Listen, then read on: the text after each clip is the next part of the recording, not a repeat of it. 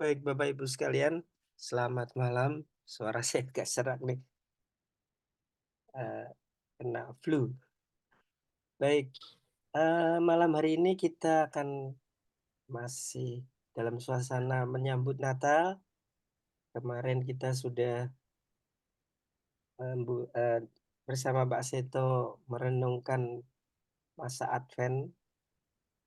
Malam hari ini kita akan mengikuti renungan yang akan dibawakan Pak Seto mengenai Natal ya. Baik, kita buka pertemuan malam hari ini dengan doa. Silakan Pak Agus.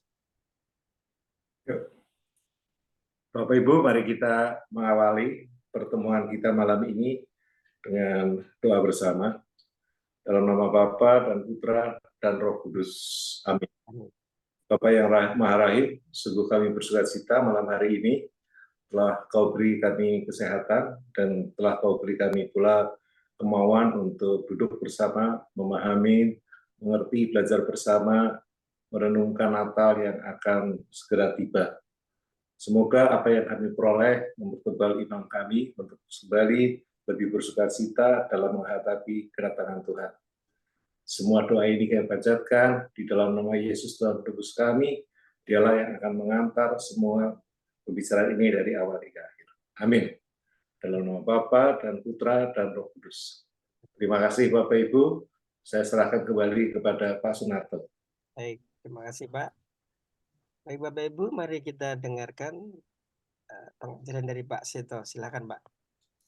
Baik, terima kasih Pak. Selamat malam Ibu dan Bapak semua. Bapak Ibu pernah nggak memperhatikan maklumat Natal, maklumat tentang kelahiran Yesus Kristus itu? Bisa mengingat? Tentang ya. Maklumat tentang kelahiran Yesus Kristus. Namanya maklumat itu sebenarnya pengumuman ya. Hafal apa enggak? Perlu disetelkan apa enggak? Nah, boleh tuh Pak. Ya, kasih Boleh, saya Pak. ini Pak, share screen Pak. Boleh Pak, sebentar.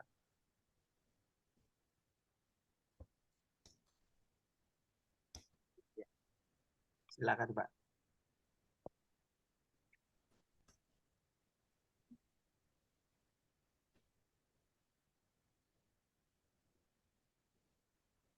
Enggak lama kok.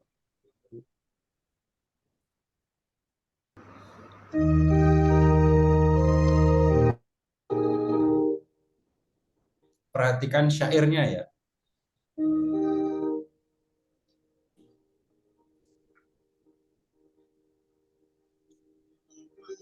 Tentang kelahiran Yesus Kristus, penyelamat dunia.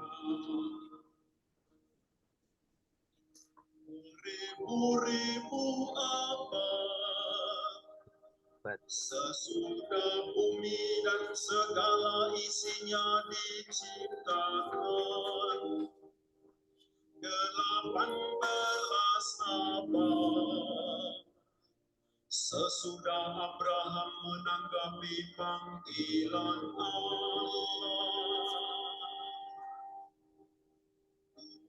12,5 abad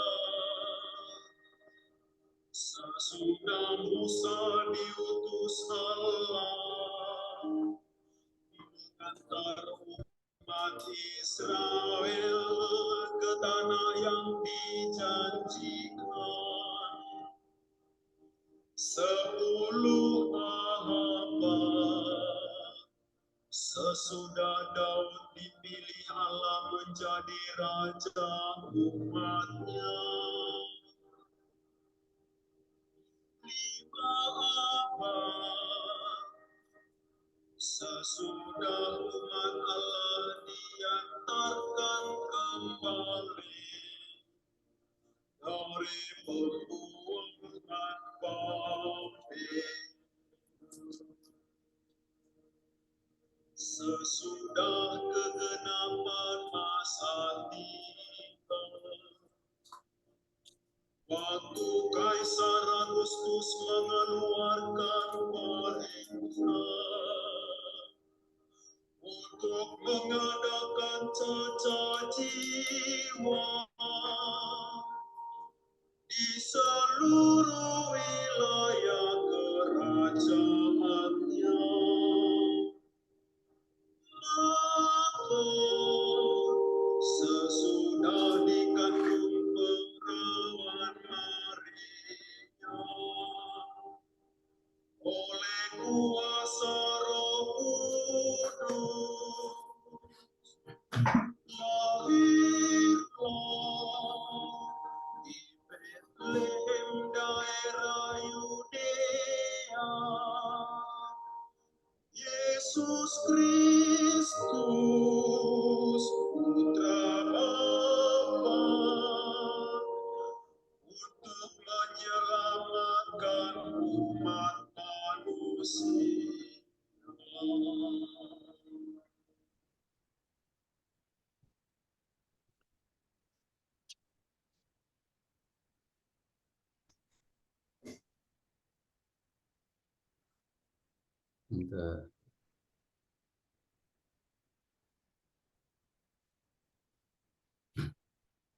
Jadi setiap malam Natal kita pasti mendengar maklumat ini.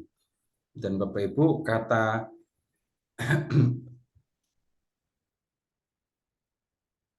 maklumat itu berarti kan pengumuman. Jadi dalam syair yang dinyanyikan ini tadi, kita mendengar pengumuman tentang kelahiran Yesus. Nah, kemudian yang kita perlu perhatikan itu yang pertama tentang keterangan waktu ya. Dan keterangan waktunya mulai dengan beribu abad sesudah penciptaan. 18 abad setelah Abraham dipanggil. 12,5 abad Musa. waktu setelah Musa membawa orang Israel keluar dari Mesir. 10 abad setelah Daud menjadi raja. 5 abad setelah orang Yehuda dibawa kembali ke pembuangan. Lalu disebutkan ada Kaisar Agustus yang mengeluarkan perintah untuk mengadakan sensus. Nah, pada waktu itulah lahir Yesus. Nah, kemudian yang kedua jadinya kita perlu memperhatikan siapa Yesus, mengapa kelahirannya itu harus diumumkan begitu. Nah, di bagian awal syair itu disebut Yesus Kristus penyelamat. Ya, kemudian di bagian akhir lahirlah Yesus dan tujuan kelahirannya adalah untuk menyelamatkan manusia. Nah, sekarang begini dulu. Bapak Ibu, kalau di dalam syair tadi disebut tentang waktu, keterangan waktu gitu ya. Bapak Ibu, kita semua diajak untuk melihat bahwa atau bagaimana Allah itu benar-benar hadir dalam diri Yesus, benar-benar hadir dalam dunia, masuk dalam sejarah manusia. Nah, ini istimewa untuk orang yang percaya kepada Kristus karena Allah yang ada di dalam surga mau menjadi manusia, menjalani hidup seorang manusia. Dan kemudian semua orang yang hidup di zaman itu, yang ada di sekitarnya tentu saja ya, dapat melihat, dapat menjumpai Yesus, anak Allah, Yesus Mesias. Dia benar-benar hadir di dalam dunia. Dan kehadirannya itu bukan sesuatu yang bisa dikatakan enggak sengaja atau kebetulan. Jadi Allah memang menghendaki anaknya lahir dan menjalani kehidupan sebagai seorang manusia dengan tujuan menyelamatkan manusia dari kekuasaan dosa. Lalu apa artinya kalau Allah itu mau masuk, mau hadir dalam dunia manusia? Nah, Bapak Ibu, pengalaman kita sebagai manusia itu memang hanya terbatas sejak kita lahir sampai dengan kita mati. Sehingga pengalaman kita itu sebenarnya sangat terbatas. Tetapi kemudian dari generasi-generasi lahir manusia demi manusia, dan kemudian Bapak Ibu lihat Allah yang Maha Kuasa itu masuk dalam kesementaraan gitu ya. Masuk dalam kehidupan dunia yang bisa dikatakan hanya sementara, dan seperti yang kita tahu benar-benar Yesus anak Allah yang menjadi manusia itu hidupnya bisa dikatakan sangat singkat. Tetapi hidup yang sangat singkat ini punya makna untuk kehidupan manusia, bukan hanya yang hidup pada zamannya, enggak 33 tahun itu aja, tetapi untuk semua orang yang pernah hidup di dalam dunia sejak Tuhan menciptakan sampai dengan hidup dunia ini berakhir di akhir zaman. Jadi mulai dengan Allah menciptakan, sebut saja menciptakan manusia, sampai kemudian Tuhan mengakhiri hidup manusia di dunia. Nah, anak Allah lahir di satu masa, di abad pertama, dan hidupnya hanya singkat. Tetapi hidup yang hanya singkat ini punya makna untuk semua manusia yang lahir sebelum dan lahir sesudahnya. Nah, kalau kemudian kita bicara tentang karya penyelamatan yang dilakukan oleh Yesus, maka keselamatan yang dikaruniakan Allah melalui Yesus itu tidak hanya untuk orang-orang yang sezaman dengan Yesus, tetapi untuk semua manusia yang sudah ada sebelum Yesus dan ada juga sesudah Yesus. Jadi dampak penyelamatan yang dilakukan oleh Yesus Kristus itu punya makna untuk semua manusia sepanjang sejarah hidup manusia. Nah, kemudian kita ingat dalam pembicaraan yang lalu, kayaknya akhir zaman itu masih jauh. Ya, ketika kita berbicara tentang akhir zaman dan bicara tentang kapan akhir zaman akan terjadi, kita seringkali membayangkan akhir zaman itu masih akan jauh.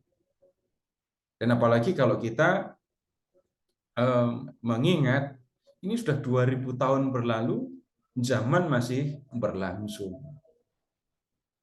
Tetapi ya, tujuan kedatangan penyelamat dunia itu memang menuju akhir zaman. Maksudnya, ya sekali lagi, bukan hanya untuk orang-orang yang hidup di abad pertama sejaman dengan Yesus, tetapi untuk orang yang hidup sesudahnya. Dan sesudahnya itu sampai kapan? Sampai dia datang lagi, sampai di akhir zaman. Nah, kemudian dari maklumat yang disampaikan, Bapak Ibu, kalau yang lahir itu hanya manusia biasa, paling-paling pengumumannya ya orang-orang di sekitar. Dan kemudian ketika berbicara tentang kelahiran seorang raja, seorang anak raja gitu ya, maka pengumumannya akan lebih luas.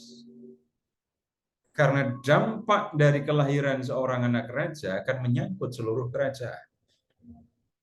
Tetapi ini yang lahir adalah penyelamat dunia.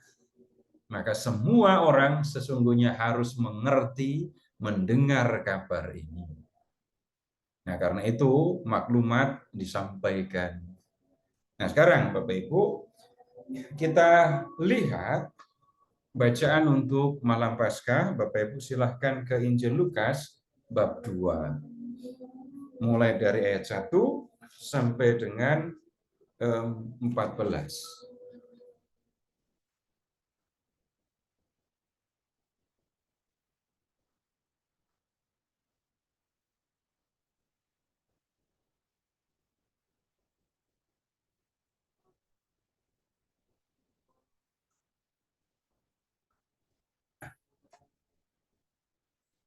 Pada waktu itu, Kaisar Agustus mengeluarkan suatu perintah, menyuruh mendaftarkan semua orang di seluruh dunia.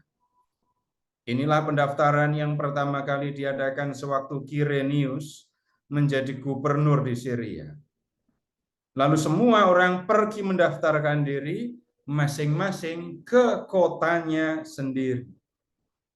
Nah, Yusuf pun pergi ke kota Nazaret di Galilea, ke Yudea, ke kota Daud yang bernama Bethlehem, karena ia berasal dari keluarga dan keturunan Daud, untuk mendaftarkan diri bersama Maria tunangannya yang sedang mengandung. Ketika mereka di situ, tibalah waktunya bagi Maria untuk bersalin. Ia melahirkan seorang anak laki-laki. Lihat, ini yang sudah saya singgung di pertemuan yang lalu. Anaknya yang sulung. Ia membedungnya, lalu membaringkannya dalam palungan, karena tidak ada tempat bagi mereka di penginapan. Di daerah itu ada gembala-gembala yang tinggal di padang, menjaga kawanan ternak mereka pada waktu malam. Lalu berdirilah seorang malaikat Tuhan di dekat mereka, dan kemuliaan Tuhan bersinar meliputi mereka, dan mereka sangat ketakutan. Kata malaikat itu kepada mereka, "Jangan takut, sebab sesungguhnya aku memberitakan kepadamu kesukaan besar untuk segala bangsa. Hari ini telah lahir bagimu juru selamat, yaitu Mesias, Tuhan di kota Daud. Inilah tandanya bagimu. Kamu akan menjumpai seorang bayi yang dibedung dan terbaring dalam palungan."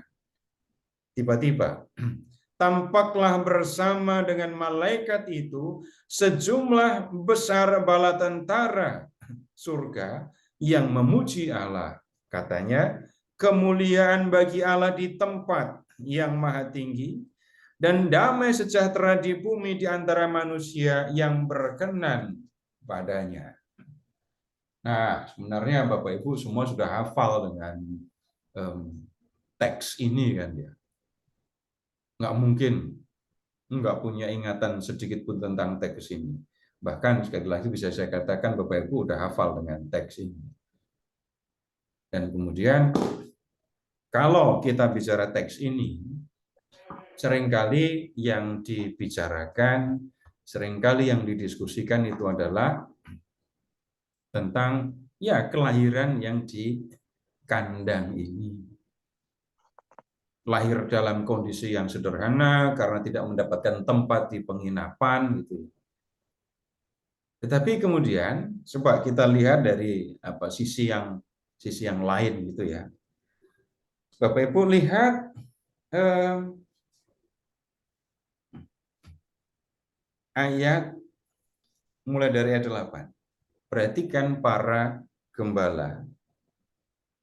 Dan para gembala ini ayat 9 mendapatkan kunjungan dari malaikat Tuhan.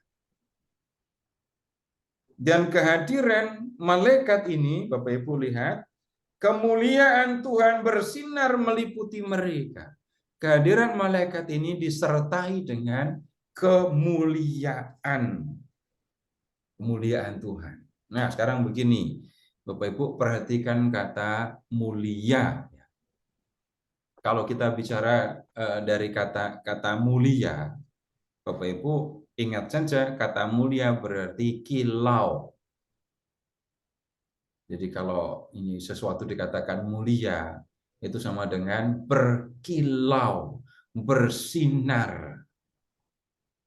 Nah, kehadiran malaikat itu disertai dengan ini, kemuliaan Tuhan yang bersinar meliputi para gembala itu. Kemudian lihat kata malaikat kepada gembala yang ketakutan. Kenapa gembala itu pada takut? Dan kemudian mengapa malaikat mengatakan jangan takut? Kenapa mereka tidak boleh takut? Malaikat itu datang untuk memberitakan kepada mereka kesukaan besar. Perhatikan juga di dalam teks ini kata kesukaan besar. Ya. Dan apa yang membuat mereka harus bersukacita?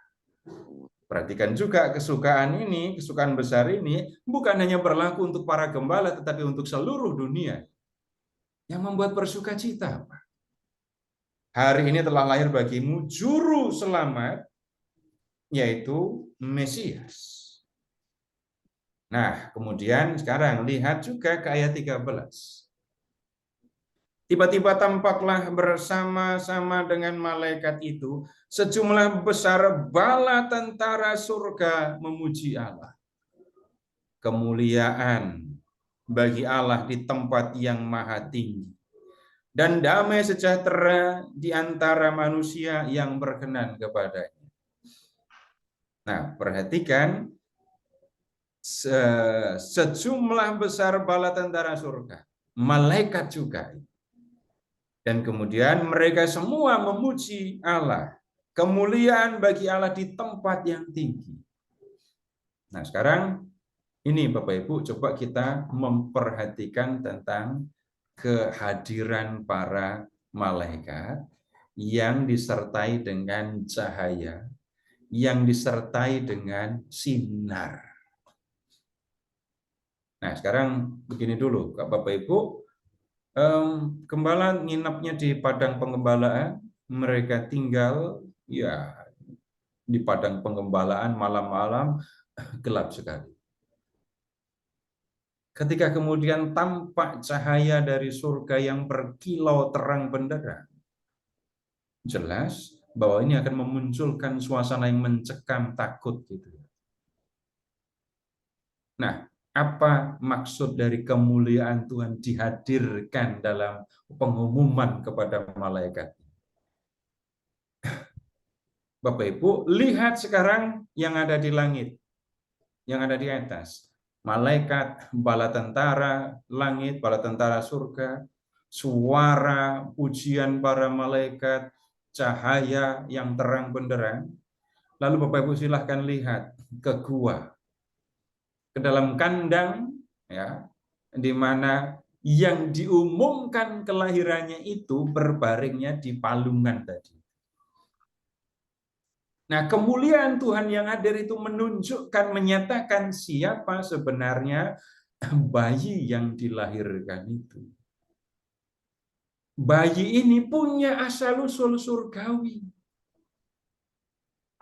Punya asal-usul surgawi, dia datang dari surga. Dia mau menjadi manusia di dalam kelemahan, kekurangan ini. Sesungguhnya dia adalah Raja Surga. Sesungguhnya dia memiliki kemuliaan surgawi.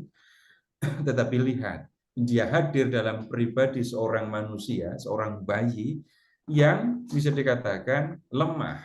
Dan dalam pertemuan yang lalu kita sudah lihat hadirnya Allah dalam diri Yesus menunjukkan Allah mau masuk dalam kehidupan manusia dan mengalami kelemahan manusia. Begitu. Jadi antara yang ada di dalam surga yang berkilau terang benderang penuh dengan kemuliaan dengan kondisi di dalam kandang jelas bertentangan kan. Di dalam kandang itu nggak rame, sepi, cuman berdua tambah satu bayi kan. Udah gelap, sepi. Lihat yang sebenarnya ada di dalam surga. Meriah, ramai, Dan begitu banyak ya pasukan malaikat yang sebenarnya ada di bawah kekuasaan bayi yang dilahirkan itu. Nah, karena bagaimanapun Raja Surga mau menjadi manusia, Raja Surga lahir sebagai seorang bayi di dalam kandang hewan itu tadi. Nah, kemudian berikutnya, silakan lihat ke ayat 10. Kesukaan besar lahirnya bayi itu seharusnya selayaknya mendatangkan kesukaan besar bukan hanya untuk orang Israel, bukan hanya untuk para gembala, tetapi untuk segala bangsa. Nah, sekarang begini dulu. Bapak Ibu, kalau kita sekarang merayakan Natal, yang normalnya, yang biasanya membuat orang senang itu apa? Kadang-kadang bisa geser kan ya? Kadang-kadang bisa bergeser bukan karena makna dari Natal, apa yang sebenarnya dirayakan, karena itu sudah terus diulang setiap tahun. Kadang-kadang yang membuat gembira, nah, kalau saya nomor 1, libur, gitu kan. Natalan libur sampai tahun baru. Yang itu senang nomor 1 yang itu. THR, ya yang masih bekerja mau THR. Tunjangan hari raya akan muncul di sini. Bisa belanja, bisa rekreasi dan seterusnya. Iya, semua itu bisa membuat orang bergembira. Tetapi kemudian kita diajak untuk melihat kembali apa yang sebenarnya terjadi pada waktu ini kelahiran Yesus ini.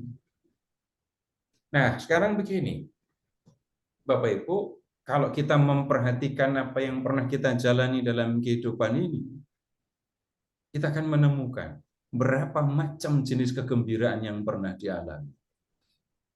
Waktu Bapak Ibu kecil, remaja, menjadi anak muda, dewasa, jadi orang tua, itu kesenangannya bisa berbeda-beda. Kesukaannya bisa lain-lain. Setelah melewati begitu banyak macam kesenangan, Bapak Ibu bisa nggak mengingat, lebih banyak kesenangan yang sifatnya ragawi, menyangkut raga, atau lebih banyak kesenangan yang menyangkut ini, soal rohani atau yang menyangkut jiwa. Lebih banyak mana yang Bapak Ibu alami sepanjang hidup?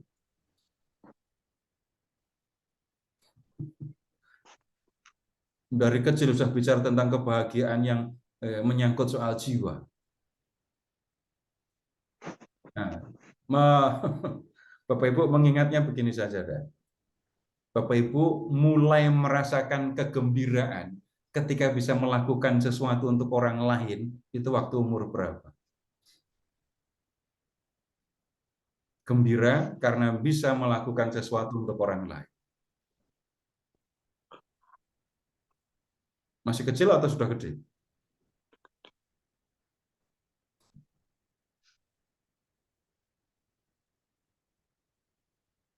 Kemudian, pertanyaan yang lebih sederhana lagi.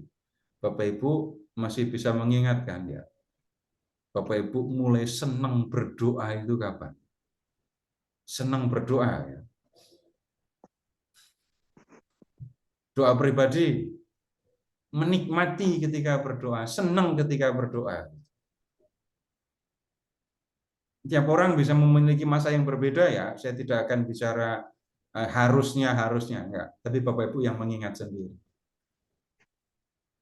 Kemudian yang berikutnya, kalau kita memperhatikan kesenangan, kegembiraan yang kita alami, makin lama, nah kalau ini baru bicara tentang wajarnya, gitu ya, akan ya dari yang ragawi, kemudian nanti masuk ke hal yang sifatnya lebih rohani. Nah, kemudian gini, kalau kita bicara tentang kebahagiaan, kesukaan yang menyangkut soal ragawi, itu ya, yang kita gunakan untuk menikmati apa? Panca indera kita yang digunakan untuk menikmati kan ya.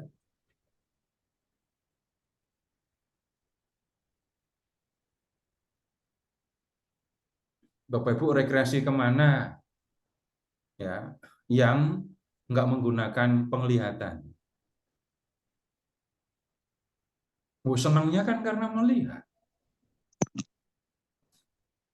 Kemudian rekreasi mana yang menggunakan telinga? Wah, nonton orkestra ya pakai telinga. Kegembiraan yang sifatnya duniawi tadi, ragawi, itu kita menggunakan ya menggunakan indera kita. Coba sekarang Bapak Ibu ingat-ingat.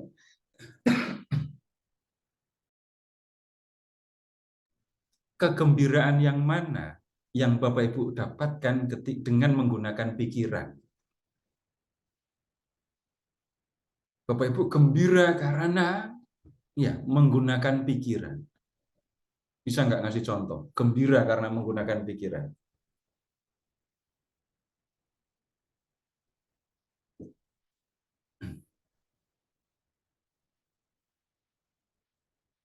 Saya banyak mengalami karena pekerjaan saya cuma belajar kok. Jadi kalau belajar kan pasti menggunakan pikiran. Kalau saya bisa memahami sesuatu, kalau saya bisa membuat penjelasan yang membuat orang mudah mengerti, wah itu menggunakan pikiran. Bapak Ibu silakan ambil contoh sendiri. Berikutnya lagi, kegembiraan yang mana lagi yang Bapak Ibu dapatkan karena menggunakan rasa? Bapak Ibu ingat-ingat dalam kebahagiaan, kegembiraan yang muncul karena relasi dengan orang-orang yang dikasihi. Itu kegembiraan yang nggak mikir itu, tapi ngerasa. Kalau nggak punya perasaan, nggak bisa menikmati. Nah, kemudian sekarang begini. Yang berikutnya lagi, Bapak Ibu amati sendiri ya. Kegembiraan yang Bapak Ibu dapatkan, Bapak Ibu nikmati dalam relasi dengan Tuhan. Karena relasi dengan Tuhan. Menikmatinya dengan mata, dengan pikiran, atau dengan rasa. Itu indera berfungsi, pikiran berfungsi, rasa juga berfungsi. Tapi kalau mau melihat Tuhan dengan mata, nggak akan kita bisa melihat langsung ya. Tapi pengalaman yang kita alami dalam kehidupan, kita lihat. Kemudian kita memikirkannya menggunakan pikiran, dan kemudian di situ kita paham bahwa yang terjadi dalam dunia manusia ini, yang terjadi dengan saya selama di dunia itu karena campur tangan Tuhan, itu pikiran yang aktif. Tapi kemudian apa yang dipahami itu nggak cukup hanya sampai di pikiran. Ketika orang membina relasi dengan Tuhan, ada hati, ada rasa yang harus terlibat. Dan disitulah orang kemudian memahami, menikmati kegembiraan karena relasi dengan Tuhan itu. Jadi urusannya bukan sekedar saya mengucapkan kata-kata doa, bukan. Tapi mengalami dengan rasa bagaimana Tuhan hadir bersama saya. Tanda-tandanya saya lihat dengan mata. Pemahamannya saya peroleh dengan pikiran. Tetapi saya menikmatinya, saya merasakannya dengan hati.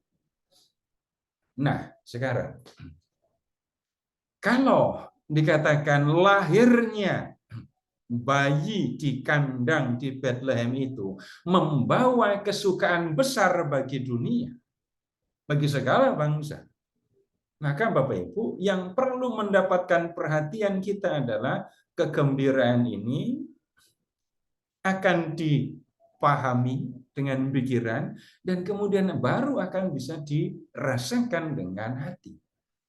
Tidak semua orang bisa ikut melihat seperti para gembala. Benar, ya kita bisa menggunakan kemampuan kita, pikiran kita untuk membayangkan apa yang terjadi. Tapi kemudian kita juga menggunakan pikiran untuk memahami apa yang sebenarnya terjadi. Siapa sebenarnya yang lahir, kita menggunakan pikiran. Dan sesudah itu, kita tahu juga makna kelahiran anak itu untuk saya sekarang.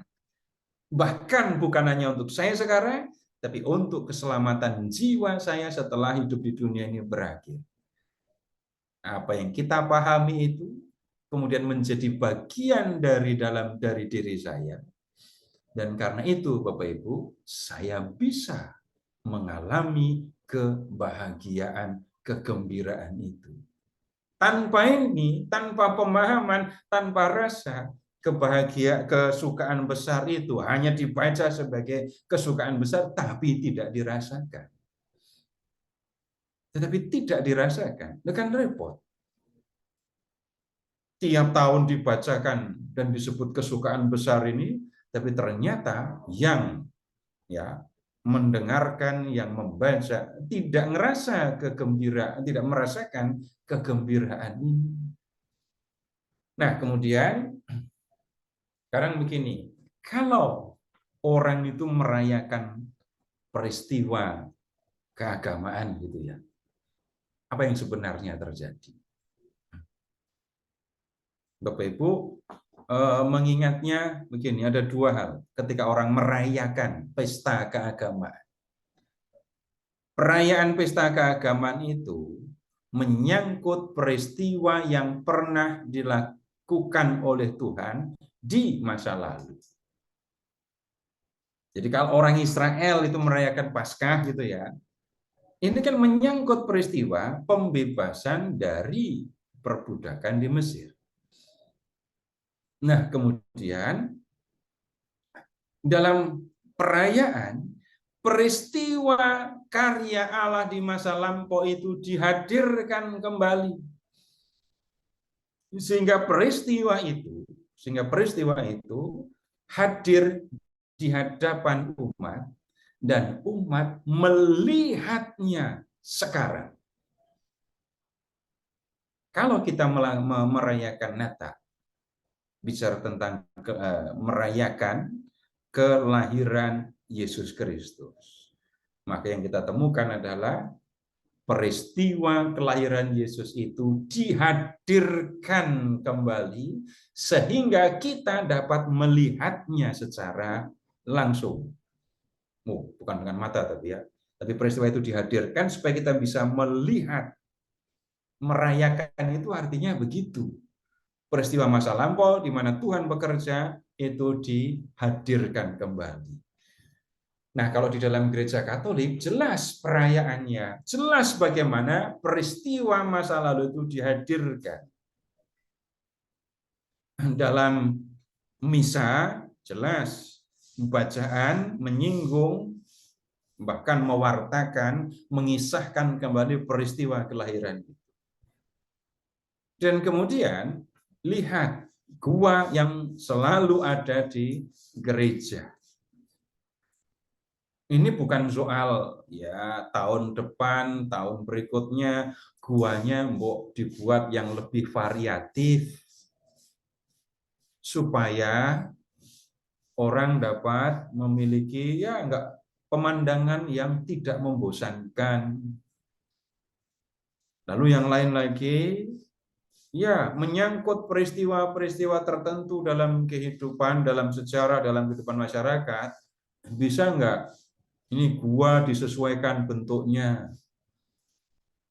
Karena yang menyangkut soal lingkungan hidup, bagaimana kalau guanya, ini enggak ada ya, bagaimana kalau guanya dibuat dari plastik bekas? Bapak Ibu, yang seperti itu bukan yang utama. Yang utama itu adalah peristiwa kelahiran itu dihadirkan. Adanya gua di dalam gereja itu sarana bagi umat untuk menghadirkan peristiwa kelahiran Yesus itu. Jadi dengan mudah orang dapat membayangkan peristiwanya dulu seperti apa, dengan mudah orang dapat menghadirkan peristiwa masa lalu itu di hadapannya. Enggak usah berpikir tentang gimana kalau bawa kambing beneran, domba beneran, sapi beneran di gereja supaya suasananya lebih dapat gitu. Itu kalau di gereja ya nanti akan merepotkan semua orang kalau begitu caranya. Sekali lagi yang menjadi penting adalah menghadirkan peristiwa. Dan Gua Natal membantu umat untuk dapat memandang peristiwa kelahiran Yesus, menghadirkan peristiwa kelahiran itu. Kemudian yang kedua, di dalam perayaan, itu orang sebenarnya juga mau menemukan apa yang sebenarnya disampaikan oleh Allah dalam peristiwa itu. Dan kalau orang memahami apa yang dikehendaki oleh Allah, maka yang berikutnya, sekalian ini ya, orang akan menyesuaikan hidupnya dengan kehendak Allah yang dinyatakan dalam peristiwa kelahiran Yesus. Nah, Bapak Ibu, apa yang mau dinyatakan oleh Allah dalam peristiwa kelahiran Yesus? Balik lagi, silahkan ke maklumat. Bapak Ibu juga bisa kembali ke bacaan yang di Lukas bab 2 tadi ya. Hari ini telah lahir bagimu juru selamat. Kalau di maklumat, kelahiran Yesus Kristus lahir untuk menyelamatkan. Nah, kalau yang lahir itu adalah juru selamat, menjadi jelas. Dalam peristiwa kelahiran itu, Bapa menghendaki keselamatan manusia. Dan berita ini harusnya menjadi berita yang menggembirakan. Berita yang selayaknya mendatangkan kesukaan besar tadi itu. Tapi untuk menikmati kesukaan itu, orang harus menggunakan pikiran dan menggunakan hati. Tanpa pemahaman ini orang tidak akan merasakan kegembiraan. Tanpa menggunakan hati, orang hanya bisa memahami tapi tidak merasakan. Nah, kalau saya itu bergembira, juru selamat datang, maka apa yang harus saya lakukan? Ya membiarkan diri untuk diselamatkan. Bapak Ibu, untuk ilustrasi, Bapak Ibu silahkan mengingat ketika Tuhan Yesus mencuci kaki para murid.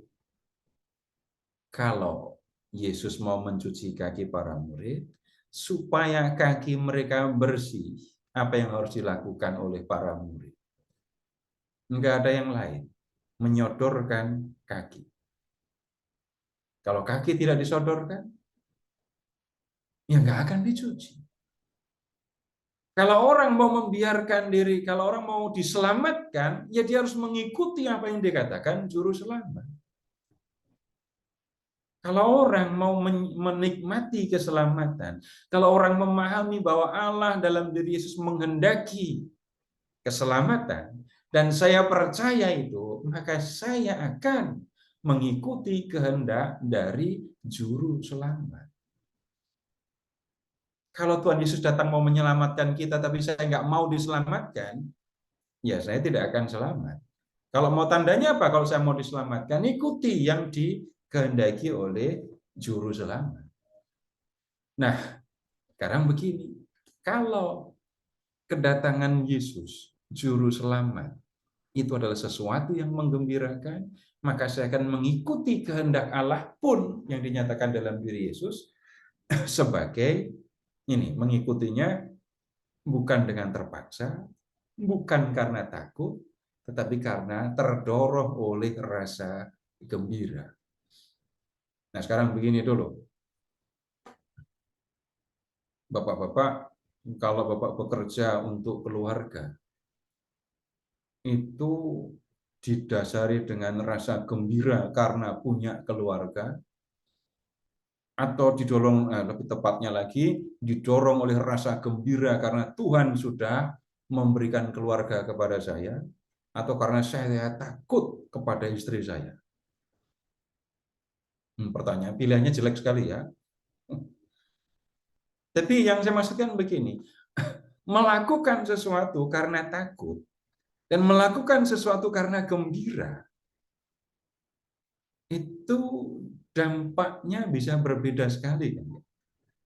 Saya tidak bicara tentang hasil. Saya bicara tentang bagaimana sikap hati ketika orang melakukannya. Melakukan sesuatu dengan gembira. Melakukan sesuatu dengan terpaksa karena takut. Jelas, cara mengerjakannya, sikap hati ketika melakukannya, itu sudah berbeda. Nah, kemudian begini, kalau kita mendengarkan ajakan, ajaran, perintah dari juru selamat, ya, aku datang untuk menyelamatkan kamu. Kalau kamu memang mau diselamatkan, kamu pasti akan ikut aku. Kalau kamu mendengar kabar penyelamat ini sebagai kegembiraan, kamu akan lakukan apa yang aku katakan dengan gembira.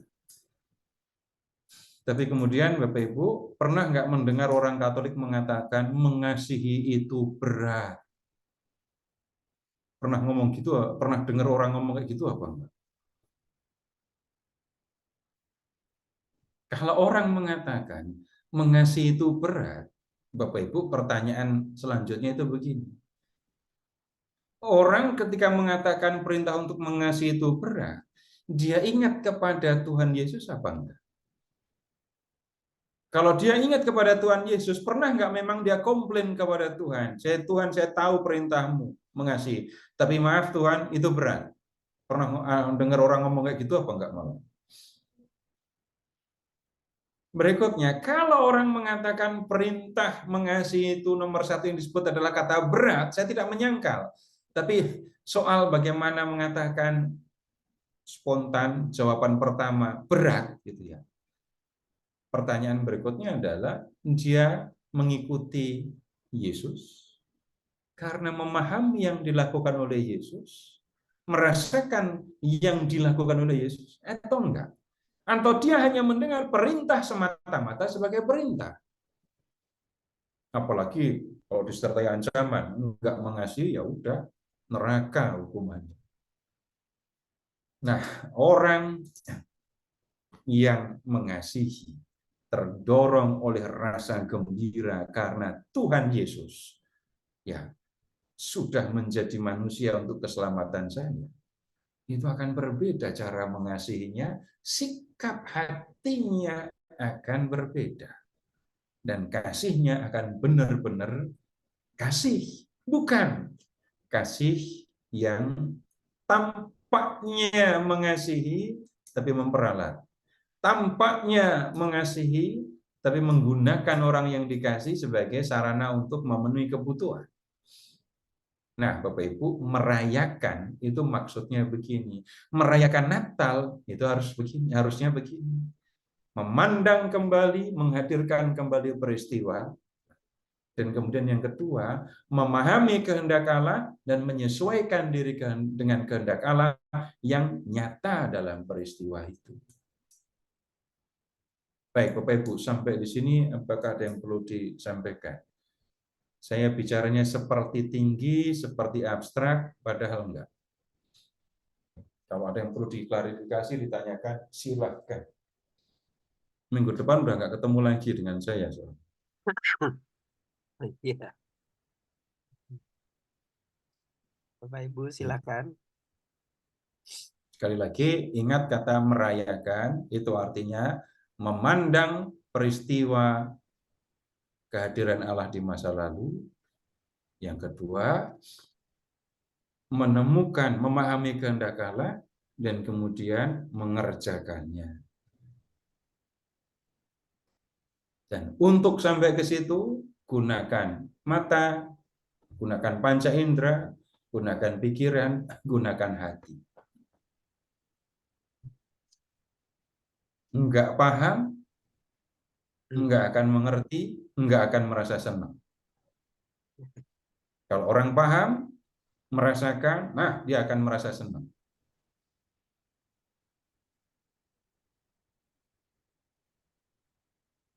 Pak Septo, mau nanya dikit Pak. Kalau hitungan waktu tadi itu berarti menghitungnya dari Yesus lahir ya, Pak. Ya, jadi begini, penghitungan waktu yang disebut di maklumat Ya. Natal itu dari penyelidikan historis ya.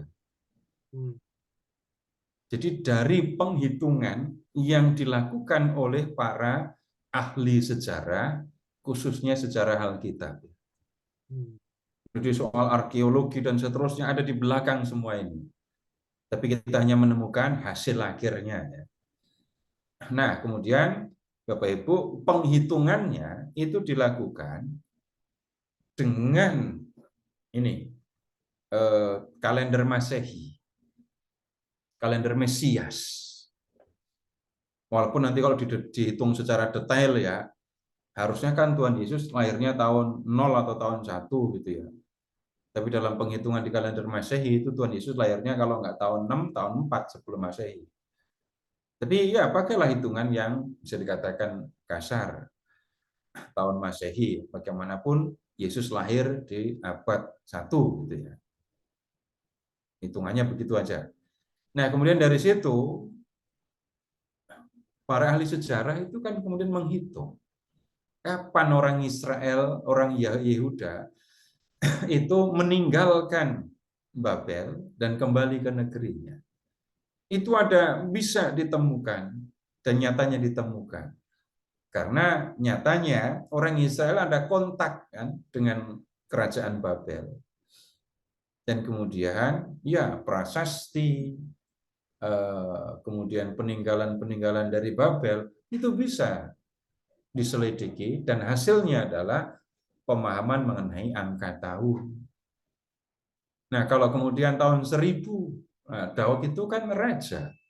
Tinggalan-tinggalan yang berupa ya tulisan atau yang nggak tertulis juga bisa digunakan sebagai hitungan.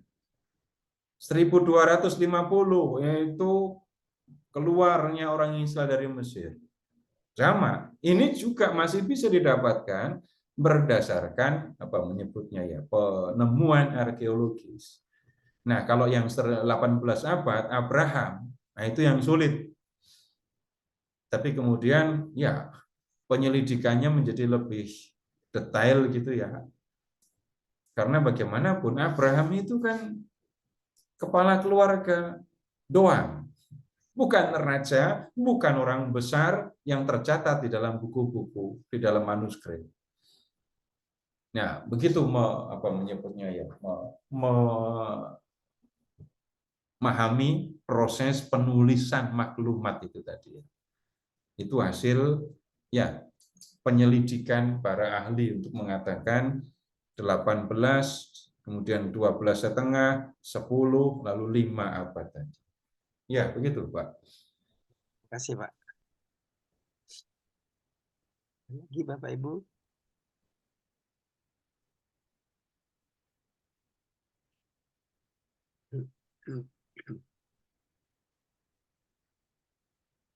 Baik, kalau nggak ada Bapak Ibu silahkan ke bacaan pertama. Yesaya bab 9.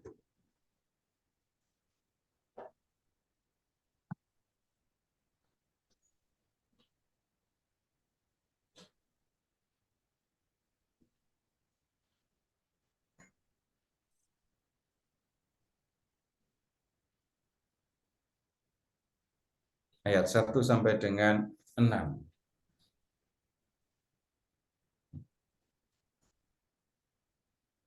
Ini bacaan yang sebenarnya lama membuat saya pusing karena nggak ngerti-ngerti. Yesaya bab 9 ayat 1 sampai dengan 6. Bangsa yang berjalan dalam kegelapan telah melihat terang yang besar. Mereka yang tinggal di negeri kekelaman, atasnya terang telah bersinar. Engkau telah menimbulkan sorak-sorai dan sukacita yang besar. Mereka bersukacita di hadapan seperti sukacita waktu panen, seperti sorak-sorai di waktu membagi-bagi carahan. Sebab kuk yang menekan dan gandar di atas bahunya, serta tongkat si penindas telah kau patahkan, seperti pada hari kekalahan Midian. Sebab setiap sepatu tentara yang berderap-derap dan setiap jubah yang berlumuran darah akan menjadi umpan api. Sebab seorang anak telah lahir untuk kita, seorang putra telah diberikan untuk kita, tampuk pemerintahan ada di atas bahunya, dan namanya disebut orang penasihat ajaib, Allah yang perkasa, Bapa yang kekal, Raja damai. Besar kekuasaannya, dan damai sejahtera tidak akan berkesudahan. Di atas tahta Daud dan di dalam kerajaannya. Karena ia mendasarkan dan mengukuhkannya dengan keadilan dan kebenaran dari sekarang sampai selama-lamanya. Kecemburuan Tuhan semesta alam akan melakukan hal ini. Kalau mendengar Yesus itu Raja Damai, itu yang membuat saya mikir lama sekali, tapi juga nggak nemu jawaban. Kalau Tuhan Yesus itu Raja Damai dan dia lahir menjadi manusia, kenapa di bumi ini nggak pernah ada damai? Bapak Ibu, silahkan mengingat dalam sejarah. Sudah nggak akan ketemu, nggak akan bisa kita menghitung perang yang pernah terjadi. Nggak akan pernah kita bisa hitung berapa orang yang mati dalam perang ini. Bahkan di tempat Yesus lahir, di tempat Raja Damai itu lahir, itu kayaknya kok nggak pernah damai. Bapak Ibu, kapan Israel dari dulu sampai sekarang itu menjadi kerajaan, menjadi wilayah yang tenang tanpa permusuhan? Nah, sekarang begini, Bapak Ibu, sekali lagi saya pernah mikirin kayak gitu, tapi kemudian yang saya dapat memang pusing beneran, Pak. Mikir tapi nggak ngerti, nggak nemu jawabannya. Tapi kemudian begini, kalau yang diharapkan itu adalah damai di dalam dunia, ya, maka sesuatu hal yang bisa dikatakan sepanjang sejarah kayaknya nggak pernah ketemu. Eropa yang lama dipandang sebagai negara yang bisa dikatakan damai, Bapak Ibu bisa dengar, bisa lihat kan, akhir-akhir ini bukan damai, ketakutan di mana-mana. Nah, kemudian sekarang begini, kalau Yesus itu diharapkan menjadi raja di dunia ini, maka kemudian wajar kalau orang berharap damainya di dunia. Enggak ada permusuhan, tidak ada peperangan. Dan itu yang memang diharapkan oleh orang-orang Yahudi. Ya. Kalau Mesias datang, maka dia akan membuat segala sesuatu menjadi damai dan tidak akan ada perang. Sekarang coba lihat Bapak Ibu ke ayat 93. Sebab kuk yang menekannya dan gandar yang di atas bahunya serta tongkat si penindas telah kau patahkan seperti pada hari kekalahan Media. Akan ada damai, sukacita yang besar. Tapi lihat, kau patahkan. Kemudian 4. Setiap sepatu tentara yang berderap-derap dan setiap jubah yang berlumuran darah akan menjadi umpan api. Nah, ini berarti ada yang membakar, kan? Yang diharapkan adalah damai di dalam satu wilayah. Tidak ada lagi perang, tidak ada lagi pertumpahan darah, tidak akan ada lagi ketakutan karena perang. Kalau Raja Damai, kalau Mesias itu datang dan memegang kekuasaan. Itu yang diharapkan oleh orang Israel. Kalau Mesias datang, nggak akan ada perang lagi. Nggak akan ada lagi pembunuhan, darah, pertumpahan darah, nggak akan ada lagi ketakutan. Alat-alat perang akan dihancurkan. Tidak ada perang lagi, tidak ada pertumpahan, tidak ada penderitaan lagi. Nah, kemudian Raja Mesias itu dalam pemahaman orang Yahudi, sekali lagi, dia disebut sebagai Raja Damai karena dia menjadi raja, kemudian menghilangkan, menghapuskan perang, sehingga orang yang tinggal di wilayah kekuasaannya akan tenang. Tetapi ini mengandaikan Raja Damai, Mesias, itu memiliki kekuatan yang dahsyat, sehingga tidak ada orang yang bisa melawannya. Nah, sampai di perjanjian baru, Bapak Ibu, orang-orang Yahudi mengharapkan kedamaian yang seperti ini. Mengharapkan orang Yahudi tidak mengalami penjajahan lagi, orang-orang Roma akan pergi, mereka akan, sementara orang Yahudi akan hidup tenang, damai, tanpa gangguan dari orang lain. Tetapi kemudian Bapak Ibu, harapan yang seperti ini kita tidak temukan. Apalagi kalau kita memperhatikan secara detail. Yang diharapkan itu adalah damai yang abadi. Yang diharapkan itu adalah damai yang tidak berkesudahan. Yang akan dinikmati oleh manusia yang tinggal di dalamnya. Nah, kalau kita membaca Injil, Bapak Ibu akan seringkali bertemu dengan Yesus yang disebut sebagai pemenuhan janji Allah kepada orang Israel. Janji tentang Mesias, janji tentang Raja Damai itu. Yesus disebut sebagai anak Daud. Yesus lahir dari seorang perempuan yang menjadi tunangan Yusuf, dan Yusuf itu adalah keturunan Daud. Yesus lahir dalam keluarga Daud. Tetapi kemudian kalau kita perhatikan lebih lanjut, ada pertentangan antara harapan orang banyak tentang Yesus dan kemudian dengan yang dipahami, diajarkan oleh Yesus. Begini maksudnya, orang-orang Yahudi, termasuk para murid Yesus itu kan memandang Yesus sebagai Mesias. Yang diharapkan apa? Yesus jadi raja, memberikan keamanan dengan memimpin orang Yahudi melawan Roma, memberikan kesejahteraan dengan menyediakan semua yang diperlukan, anggur, roti, kesehatan, dan seterusnya. Itu yang diharapkan oleh para pengikut Yesus yang memandang dia sebagai Mesias. Tapi yang dinyatakan oleh Yesus bukan hal yang seperti itu. Kerajaan yang dimaksudkan oleh Yesus itu bukan kerajaan yang ada di dunia.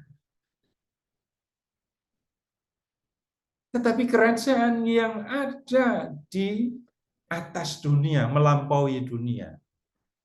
Sebut saja kerajaan itu ada di dalam surga.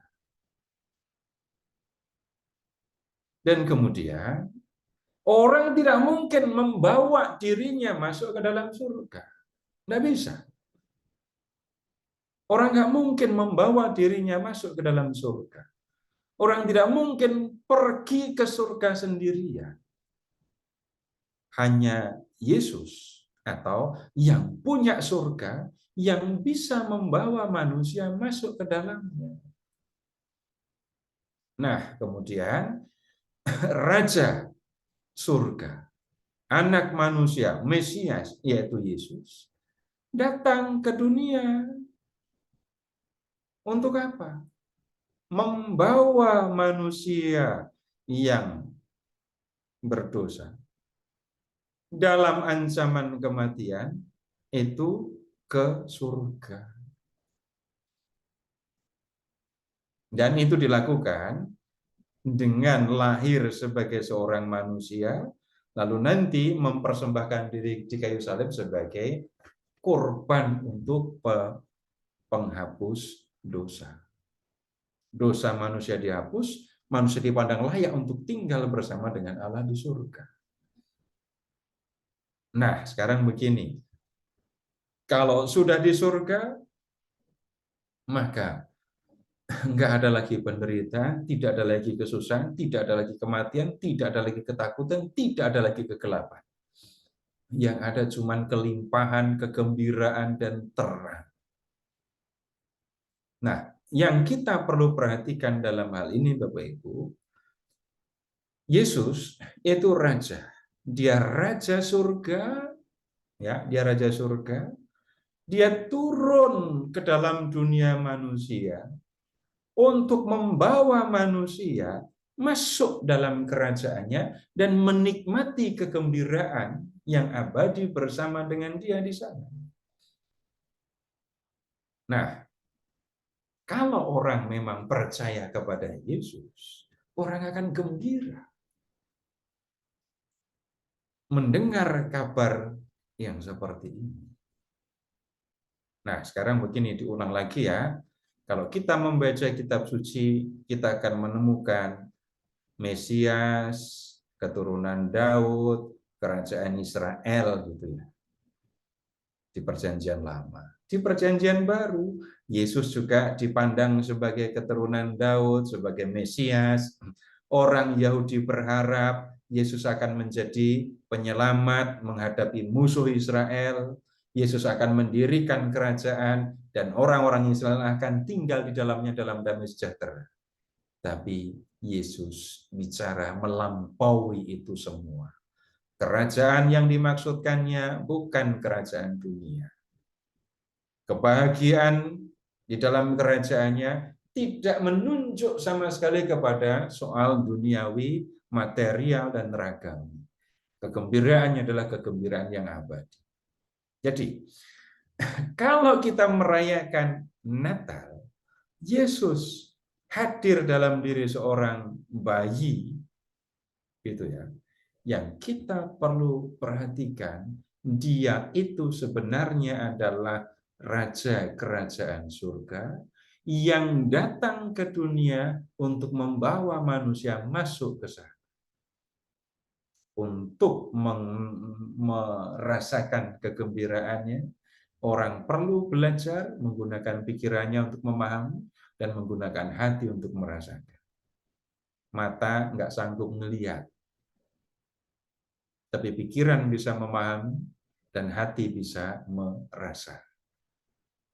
Baik, sampai di sini dulu. Apakah ada yang mau ditanyakan? Sekali lagi, pembicaraan saya malam ini agak berbeda, Bapak Ibu, tetapi saya harap bisa dipahami karena ini menyangkut soal bagaimana kita merayakan Natal. Ya, silakan, Pak. Silakan Bapak Ibu. Ada yang mau tanya, silakan.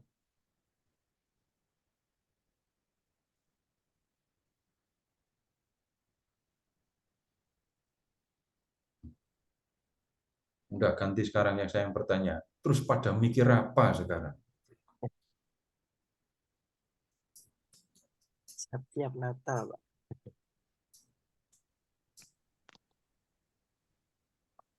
Jadi pada mikir apa sekarang? Berkaitan dengan kelahiran Yesus.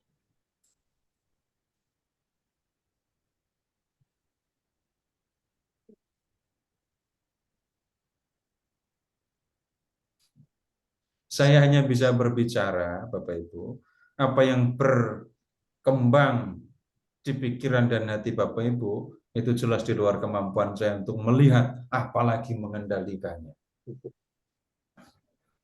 Baik, kalau nggak ada, ya saya lanjutkan. Kembali kepada soal kegembiraan tadi. Kembali pada soal kegembiraan. Pemahaman kita tentang siapa Yesus, itu yang seharusnya, selayaknya membuat kita sebagai para pengikutnya itu merasakan kegembiraan. Dan kegembiraan ini nggak bisa, Bapak Ibu, menyebutnya ya, tuangkan dengan foto, dengan video gitu ya. Kegembiraan yang kita rasakan karena pemahaman tentang Yesus dan kehendaknya itu ada di dalam hati kita. Dan kegembiraan ini akan mewarnai hidup kita. Kegembiraan yang seperti ini nggak akan bisa diambil, nggak akan bisa dipengaruhi oleh hal-hal yang lain. Nah, sekarang bahkan ya, saya mengatakan begini,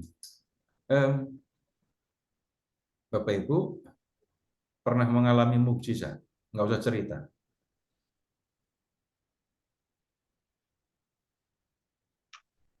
Kalau Bapak Ibu mengharapkan mukjizat itu seperti saya tadi malam cuma taruh wine itu 1 botol, terus saya berdoa, wine-nya tiba-tiba jadi 600 botol.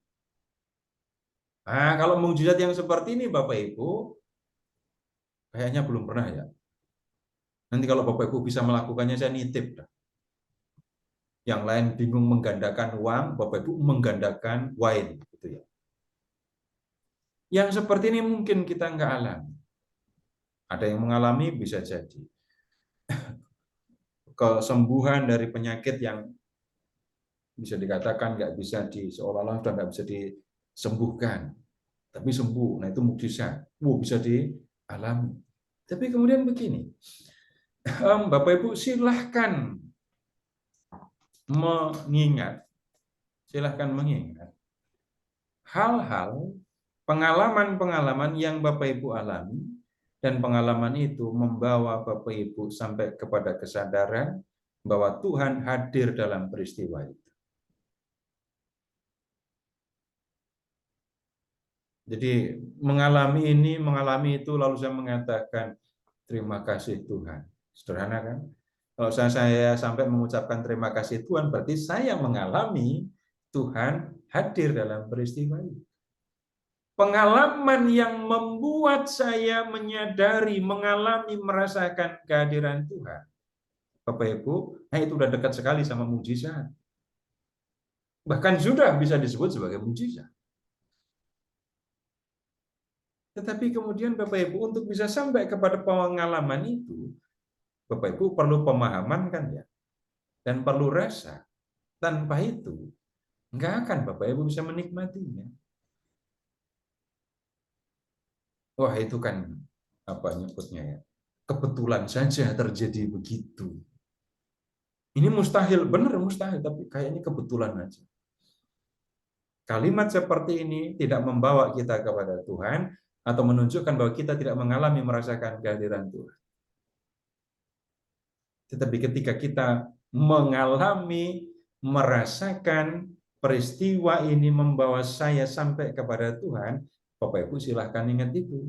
Kegembiraan yang seperti itu nggak bisa kan Bapak Ibu sebutkan ya. Bapak Ibu hanya bisa merasakannya sendiri dan tidak bisa membagikannya. Ini loh kalau mau cara gembira, cara berbahagia dengan mengalami mukjizat. Pertama doanya begini supaya kamu dapat mukjizat. Habis itu kamu lakukan ini supaya kamu senang. Enggak ada teknik yang seperti itu. Yang ada adalah saya mengalami, saya merasakan, saya memahami Tuhan hadir dalam peristiwa itu. Nah, kegembiraan itu saya alami sendiri. Orang lain belum tentu. Biarpun pengalamannya sama, tapi yang ada dalam hati bisa berbeda.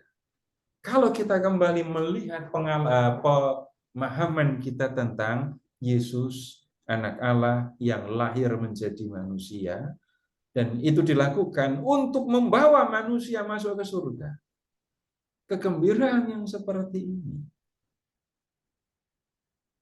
ini perlu dipahami. Tapi kemudian begini, pikiran kita gunakan untuk memahami. Tapi kemudian hati kita gunakan untuk menerima kebenaran ini. Kalau nggak paham, repot. Pokoknya percaya. Tapi kemudian nggak cukup hanya mengatakan pokoknya percaya. Kalau memang saya percaya, saya menerima kebenaran ini, maka kemudian saya akan mengalami kegembiraan itu. Dan kegembiraan itu nggak bisa dipaksakan, nggak bisa ditularkan. Ini aku sedang gembira nih, ayo bergembira bersama dengan aku. Hanya sampai di situ, nggak akan menularkan. Tapi yang bisa dilakukan adalah membantu supaya orang lain memahami kebenaran ini, membantu supaya orang lain sampai pada pemahaman dan penerimaan. Dan kalau begitu, kita kemudian berharap orang itu juga akan mengalami kegembiraan. Nah, kemudian kegembiraan yang seperti ini muncul sekali lagi karena orang paham siapa Yesus dan memiliki hubungan yang sifatnya batiniah, rohaniah dengan Yesus. Yang saya sampaikan kepada Bapak Ibu malam hari ini bukan sesuatu yang abstrak, bukan sesuatu yang melayang, enggak. Kita bisa mengalaminya, kita bisa merasakannya di tengah kehidupan kita selama di dunia ini. Tandanya apa? Bapak Ibu begini, mulai dengan yang gampang ya. Kembali ke pertanyaan di awal tadi. Bapak Ibu tolong ingat-ingat ya, kapan Bapak Ibu gembira ketika bisa mengasihi Tuhan? Ini pertanyaan lebih sulit ini. Saya mengasihi Tuhan dan saya gembira karena mengasihi Tuhan. Kalau bahasa anak kecil, kapan Bapak Ibu pernah sayang kepada Tuhan? Dan karena sayang kepada Tuhan, Bapak Ibu mau melakukan banyak hal untuk Tuhan.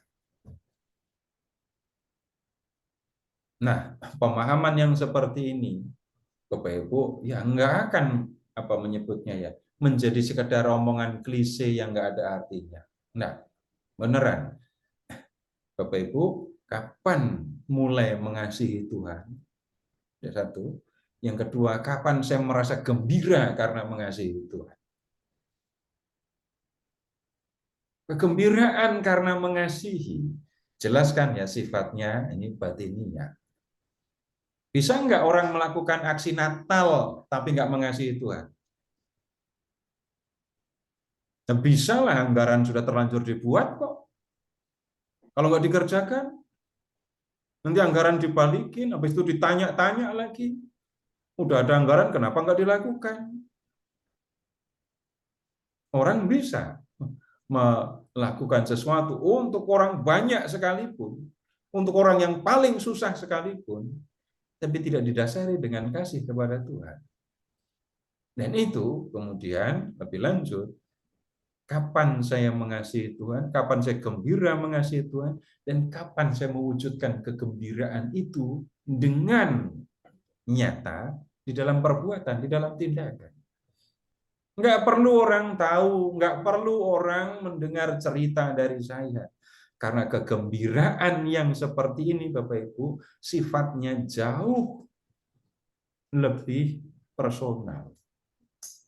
Yang tahu hanya saya dengan Tuhan. Orang lain dengar cerita saya pun belum tentu merasakan, bahkan belum tentu menerima yang saya katakan. Nah, kemudian sekarang begini. Bapak Ibu, nih pinjaman masih ada nggak? Cicilan masih ada nggak? Enggak, saya nggak akan bantu, saya cuma nanya doang. Nggak akan saya bantu. Udah nggak ada cicilan ya, merdeka kalau udah nggak ada cicilan. BPJS sudah dibayar sampai berapa lama? Semua yang kita perlukan di dunia memang perlu dicukupi. Ada hal-hal yang membuat saya sedih. Iya. kekurangan ini, kekurangan itu, badan yang nggak selalu sehat, semua mengalami kesedihan, tapi yang satu dengan yang lain bisa jadi berbeda. Nggak bisa dipungkiri selama orang di dunia orang menghadapi itu.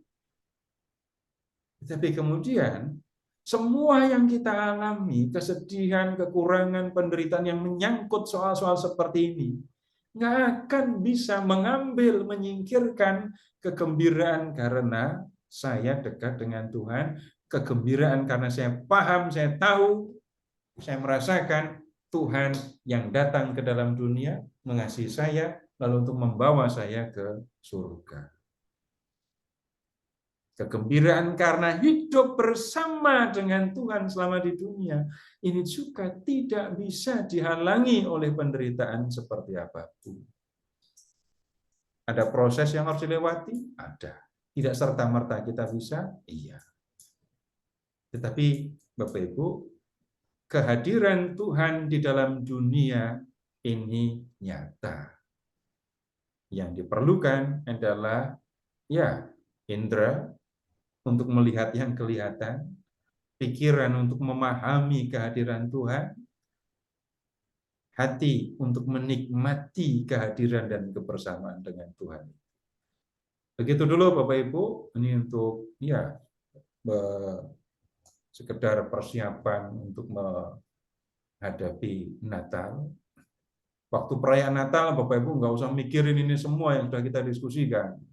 Kalau merayakan Natal, Bapak Ibu ingat saja ya, kita merayakan iman, memandang peristiwa, merenungkan malam itu Tuhan menghendaki begini, dan setelah Natal saya akan memulai lagi hidup mengikuti yang dikehendaki Tuhan. Terima kasih, selamat malam. Baik Pak Seto, terima kasih banyak. Malam hari ini pencerahannya untuk kita bisa menyambut Natal dengan sukacita ya. Satu kata ya tadi yang saya tangkap, kita harus mengasihi Tuhan. Itu emang jarang-jarang tuh Pak. Doa kita selalu Tuhan Maha Kasih gitu aja. Tapi lupa bahwa kita harus mengasihi Tuhan. Baik Bapak Ibu, kita persiapkan diri kita untuk masuk dalam perayaan Natal minggu depan, 2 minggu lagi ya. Semoga apa yang sudah kita renungkan ini bisa membuat kita masuk dalam perayaan Natal dengan sukacita. Kita akan jumpa lagi nanti di bulan Januari ya Pak Seto ya. Mungkin kita akan kopi darat lagi nanti satu kali ya. Sekalian merayakan Natal bersama. Baik Bapak Ibu, kita tutup malam hari ini, pertemuan malam hari dengan doa. Silakan Pak Agus. Terima kasih Pak. Dalam nama Bapa dan Putra dan Roh Kudus. Bapak, sungguh kami bersyukur malam hari ini kami kembali mendapat pencerahan melalui belajar bersama dengan Pak Seto untuk mencari kebahagiaan bersama denganmu. Pelajaran ini memang sangat sulit untuk kami cerna, tapi kami bersyukur tim Hieronymus selalu memberikan mengkopi ini semuanya dan kami dapat mengulangnya dan kami coba mempelajari lagi dan kami mohon agar pada saat itu kami menjadi terserahkan. Dan semuanya ini kami dapat karena kami akan selalu berusaha melalui firman-Mu yang hidup, Yesus Tuhan kami akan selalu mendorong, menyertai kami sehingga kami dari sedikit demi sedikit akan memahami. Semoga Natal yang sebentar lagi akan kita ikutin bersama menjadi berkah kami semua dan menjadi kebahagiaan kegembiraan kami. Semuanya ini kami panjatkan hanya di dalam nama Yesus Tuhan penebus kami. Dialah yang akan membimbing, mengarahkan dan memberkati kami semuanya. Amin. Dalam nama Bapa dan Putra dan Roh Kudus. Terima kasih Pak Nato. Saya kembalikan.